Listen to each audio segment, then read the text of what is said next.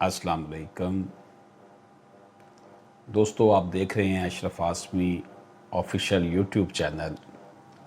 आपसे गुजारिश है कि अगर आपने अभी तक हमारा यूट्यूब चैनल सब्सक्राइब नहीं किया, आप उसे सब्सक्राइब फरमा लें, बेल आइकन को क्लिक कर लें ताकि आपको हमारी जो यूट्यूब पर वीडियोस लेटेस्ट जो है अपलोड होती हैं वो आप तक बर वक्त पहुंचती रहें।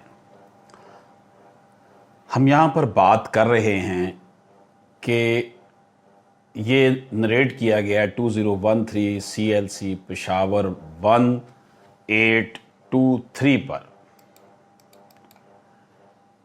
इसमें जो रेवेन्यू ऑफिसर है उसकी पावर्स के हवाले से बात की गई है।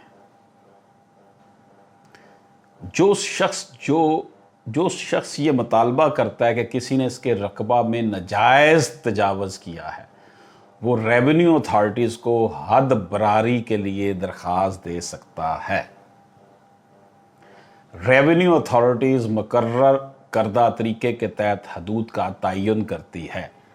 गैर मुजाज मालिक को हदूद का तयन करने और राजी की मुनासिब सूरत हाल मुकर्रर करने के बाद बेदखल किया जा सकता है।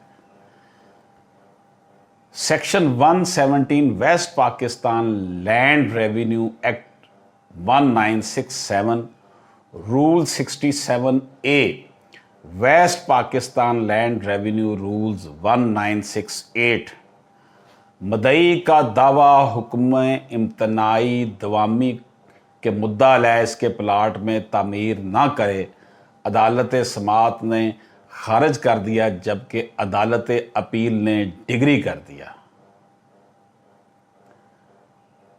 तो फिर इसे हाई कोर्ट में ले जाया गया। उसका फैसला ये हुआ कि जो शख्स ये मुतालबा करता हो कि किसी ने इसके रकबा में नाजायज़ तजावज़ किया है, वो रेवेन्यू अथॉरिटीज़ को हद बरारी के लिए दरख्वास्त दे सकता है। डिमार्केशन करवाए अपनी। रेवेन्यू अथॉरिटीज़ मुकर्रर करदा तरीके के तहत हदूद का तयन करती हैं, वो करके देगी। गैर मुजाज मालिक के अराजी को हदूद का तयन करने और अराजी की मुनासिब सूरत हाल मुकर्रर करने के बाद बेदखल कर दिया जाएगा। इजाज़त दीजिए। अल्लाह हाफ़िज़।